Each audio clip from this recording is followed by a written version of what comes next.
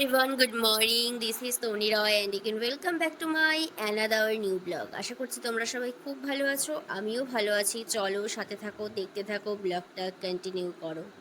সেদিন ছিল শনিবার আর ব্লগটাও স্টার্ট করছিলাম সকাল সকাল, কারণ সবাই বুঝতেই পারছো স্নান টান করে আমরা একদম এই বাড়িতে চলে আসি।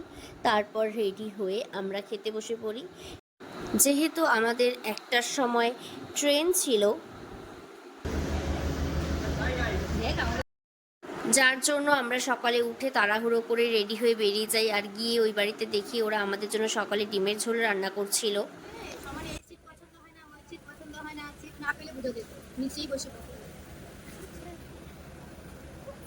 কয়বার চেঞ্জ করলি জায়গা? এই 2-3 বার।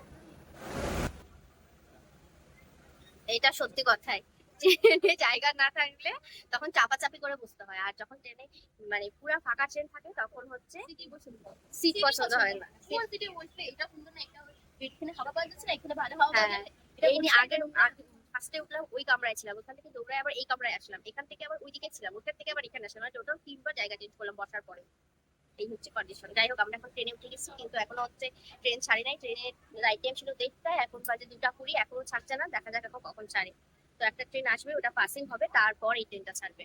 আবার টিফিনে আমাদের জন্য লুচি মিষ্টি এগুলো সব দিয়ে দিয়েছিল, কারণ যেহেতু অনেকটা লং জার্নি ছিল, কারণ ওদের ওখান থেকে ফার্স্টে বাসে আসি, তারপর আবার ট্রেন, তো ট্রেন করে আমাদের কোচবিহারে নামতে নামতে মোটামুটি 4:30 বেজে যায়। তো ওখান থেকে নেমে আমরা আবার বাসে আসবো। তো বাসে যেহেতু অনেকক্ষণ দাঁড়িয়ে থাকতে হবে, আর কোচবিহার থেকে আলিপুর ডিস্টেন্স সেরকম একটা না, মোটামুটি 1 ঘন্টা। তো আমরা একটা অটো নিয়ে নিই, তো তারপর বাড়িতে ঢুকে যাই মোটামুটি 5:30-6টা। তো ভীষণ টায়ার্ড ছিলাম। তারপর আর তো চলো আজকের মতো এতটুকুই, দেখা হচ্ছে খুব তাড়াতাড়ি আরেকটি সুন্দর ব্লগে। ততক্ষণ সবাই খুব ভালো থেকো। আজকের কিছু ভালো লাগলে অবশ্যই লাইক, কমেন্ট আর হ্যাঁ প্রচুর প্রচুর শেয়ার করে দিও। Bye bye.